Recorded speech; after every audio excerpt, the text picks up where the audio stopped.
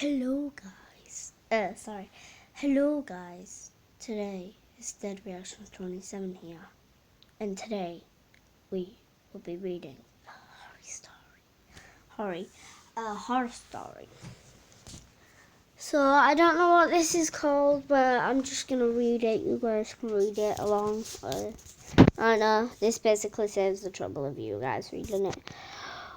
Woke up one night around 1 a.m. Heard the shower was on. I thought it was my brother. He works night shifts. So I thought he came home late and was in the shower. It went on for about half an hour until I got up and went to see I'm allowed to swear, what the fuck he was doing. No one was in the shower. My brother wasn't even home yet. I was the only one in the house. Still to this day, I have no idea how it turned on or who did it. Almost 5 years later, I still think about it and shit myself. Even writing this now is I feel like turning every light in the house on. Every light on in the house. Why do I do this to myself? Also, I'm going to be reading a few because that was quite short. So, yeah. Beheaded in the supermarket and hot oil was poured down his body. The oil somehow stimulated the nerves and body would start writhing with the simulated a dance. This was called Dance of the Dead. It was used to scare potential opponents. Another time, I saw a man being run over by a tank repeatedly until his body absolutely shredded. Sorry guys, this is a bit gruesome. Until his body absolutely shredded. The last gruesome occurrence I saw during the war on my street. I looked at the window when a man on the street was shot by an anti-aircraft gun perched at the top of a mountain. Needless to say, his body was buried in pieces. Apparently, the fighters on the top of the hills overlooking Kabul, hopefully I said that right, would make bets with each other, hitting random civilian targets with different weapons. Okay, guys, if any of you wrote these, probably not, or probably, I don't know, I will probably give you a shout out or something, because yeah, it don't really say who it's by. But if any of you guys really writ these, if like all of you guys writ these, then I'm sorry guys, I just won't believe it. I'm sorry guys, I won't believe it.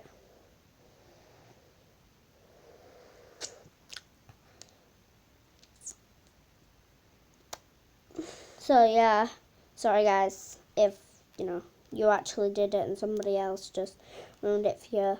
Well, everybody else ruined it for you by saying that they did it too. So I'm just gonna get on to the next one, and I'm probably gonna have maybe a copyright thing because yeah. So let me read the next one. Huh? Oh god. Daddy, also I'll try to do voices, but I don't really know if I can. Daddy, I had a bad dream. You blink your eyes and pull you. Daddy, I had a bad dream. You blink your eyes and pull your elbows. Your clock grows red in the darkness. It's 3:23. Also, sorry if you hear that beeping in the background. It's kind of like my mum's alarm, and I really can't be bothered to turn it off. So, do you want to climb into bed and tell me about it? No, Daddy.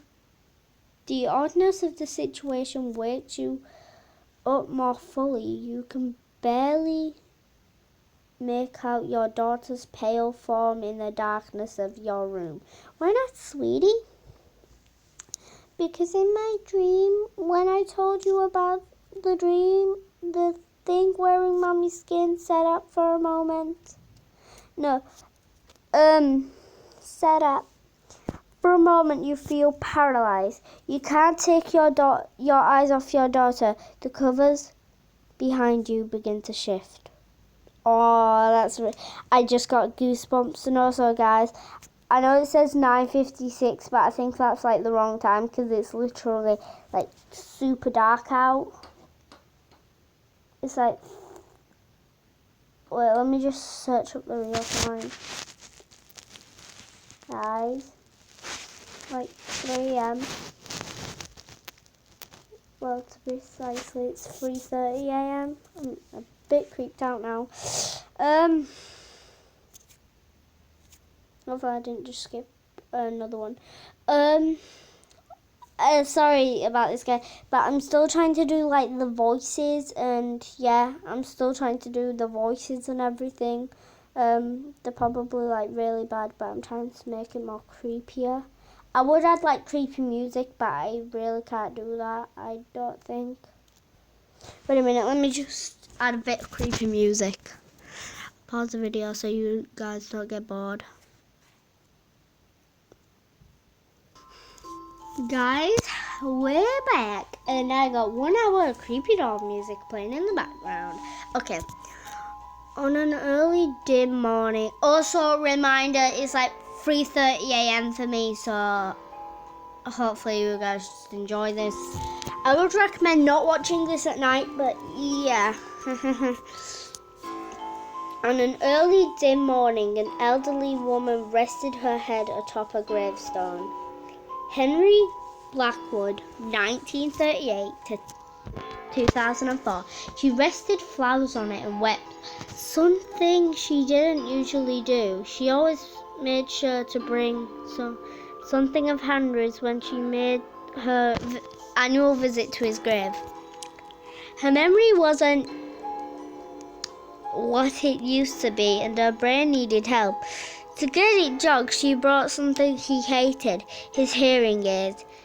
She remembered wistfully how he never used them, and always insisting he had an excellent hearing deception. Sorry guys, I just need to do something. I'll keep on reading, but as soon as I get to come back, I won't be able to read anymore. Keeping the television's volume up so high. Well, I'm just gonna let you sink into the creepy music.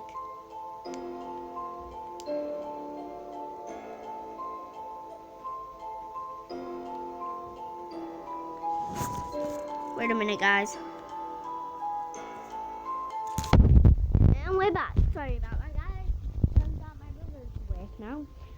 Now I have the cat in the room. Well, I'm not forcing it. Like, the cat's in the room right now. So, hello, princess.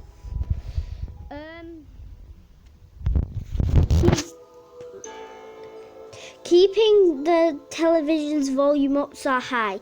Now all she wanted was his return to her loving embrace. Oh, Henry. She fell to her knees and looked into the sky. Oh, how I wish you'd come back to me. Up in the sky. Sorry, guys, I'm letting the cat out. Looking. Thought you'd come back to me. Up in the sky, through her blurred, teary vision, she saw a red star. It was faint, but she heard a sorry if I said that wrong. A chuckle.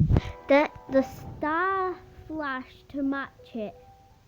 Then it disappeared with the rising sun. She wiped away her tears. Strange.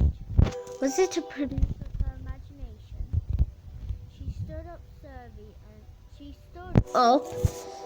surveyed the area, but saw nothing. It seemed like the moment was merely nothing, but old senile womanly mood swings. As she smiled at her silly old self, a question came to her that felt like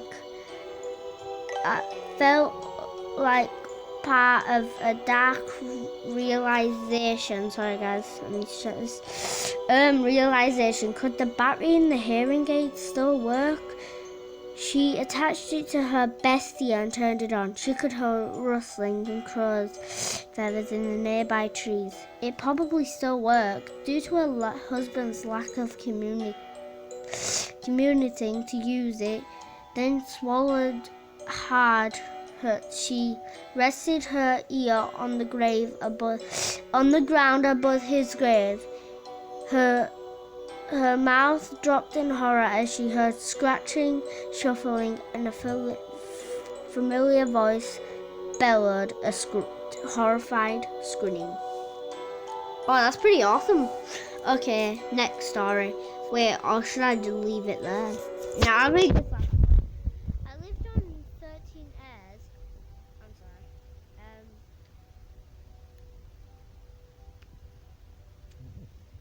I lived on 13 airs. Most of it was forest. I was 8, hardly ever home alone. But when I was this kind